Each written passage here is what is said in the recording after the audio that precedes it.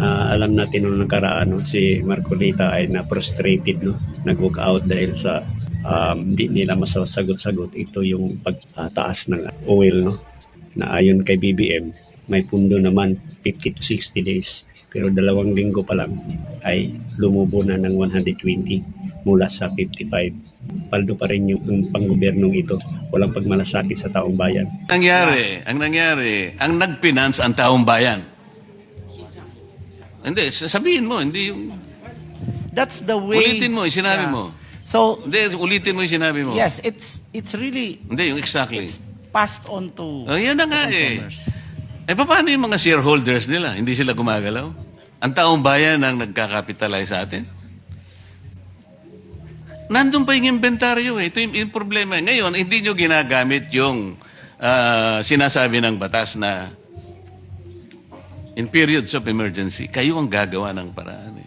As a matter of fact, pwede nyo i-take over eh. Hindi naman yun ang sinasuggest ng committee ito eh. We're all finding solutions to this. Pero itong mga questions nito, kasimple lang, hindi nyo man kayang sagutin. Mr. Chair, we would like to clarify that we are not here to dispute the business models of our oil companies. As a matter of fact, we are thankful for their sacrifices for this country. Kaya lang, it would appear that the business models are no longer responding to the crisis kung paniniwalaan natin yung binabanggit ninyong problema kinakarap natin. But until and unless we're able to validate yung data na pinreset ko kanina, we're almost 4 hours now since 10 o'clock in the morning, pwede nga yung vessel to tank eh. Gamitin nyo siguro Panamax vessel. Ang ano niyan siguro is about 100,000 metric tons per container. Wala man nagbabalidate po, Mr. Chair. Para sana uwi na lang ako. If you prove me wrong, halimbawa, mali yung nakuha kong information, so magsosorry na lang ako, Mr. Chair. Pwede naman ako magsorry kung mali eh. Hindi na, habulin ko na lang yung tao ko, yung kaibigan ko na nagsabi sa akin ng gano'n. Bakit mo sinabi ito? Mali pala. Kasi gusto ko lang makatulong talaga eh. I wanted to be wrong kung mali talaga. But you have to prove me wrong. Government to government, hindi nga dapat mangyari yung pumunta nga.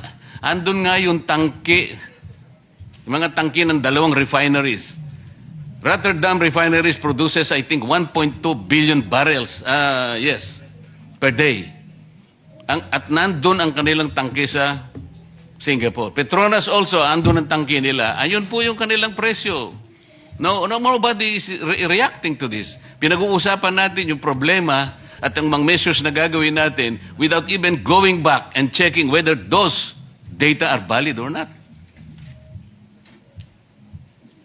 So, paano yung replacement cost? I already told you, kung papayagan natin yon after 3 weeks or after 2 weeks, 3 billion pesos per day. Did you check this? You say? Okay. No, did you check that it's 3 billion pesos per day ang income? Pireset ko kanina. But the collection this week was also used to purchase the even higher level of products. Kinuha mo na kagad kasi dapat sana there should be a point where the replacement cost should begin. Saan ba magsisimula? The inventory should end where the replacement cost should begin. Ang nangyayari, ito nga, binil nyo na kagad ang taong bayan, 110 kagad, 2 weeks, nandun pa ang binenta ninyo, sarili nyong inventaryo.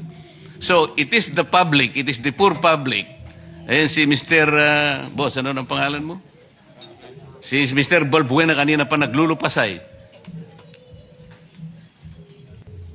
So, Mr. Chair,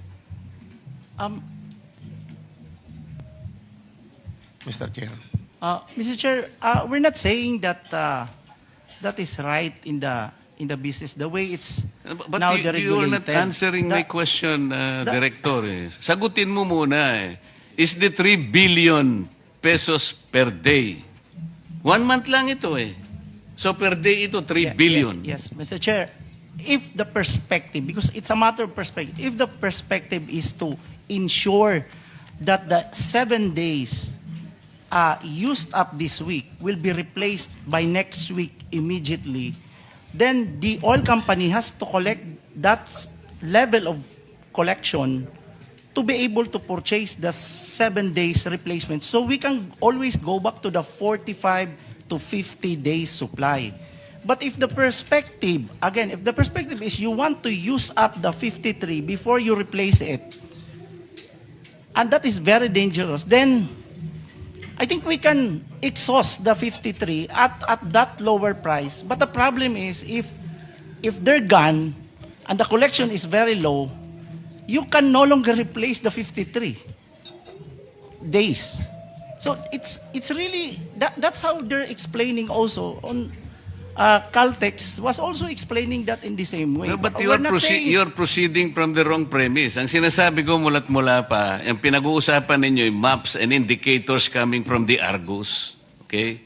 Yun ang basis ng replacement cost. Okay? Ito yung spot market ninyo, ito yung trading floor ninyo. Ang sinasabi ko, after 2 weeks pa lang, and considering na meron pa kayong 46 days and 53 days for diesel and gasoline respectively, kumulekta na ng 3 billion, kumita na ng 3 billion pesos per day, which was bankrolled by the people themselves. This is the irony. Ngayon, ano yung role ninyo in the period of emergency and national interest is involved already? Ba't ang pinag-uusapan pa natin replacement cost na kagad? Ito muna ang sagutin ninyo. Is it reasonable? Is this reasonable? In 2 weeks' time? Mr. Chair, again, it's a matter of perspective. When the law says that we may direct the operation, we have to be mindful of again, on price, we have to be mindful of allowing the oil company to be able to replace it on a weekly basis. Okay. Isara natin ang argumento. Did you check the oil companies? Kinuha nyo yung document? Kanino nila binili? Makikita nyo ba kung magkano binili? Did you check that? Have you done that? Not in that Paano mo sasabihin ngayon? Katungkulan nyo ngayon, if you are screening, if you are monitoring, okay, sabihin na natin replacement cost. Ali kayo mga kaibigan. Pwede nyo bandalin yung inyong mga ICPO. Tingnan natin kung saan nyo binili. Binili natin kay ganito, ito po yung presyo. Ganito. At least chinek natin. Now I am asking you, nag-check, sabi nyo hindi. So ano yung monitoring? This is the frustration, Mr. Chair. Salamat po. Mr. Chair.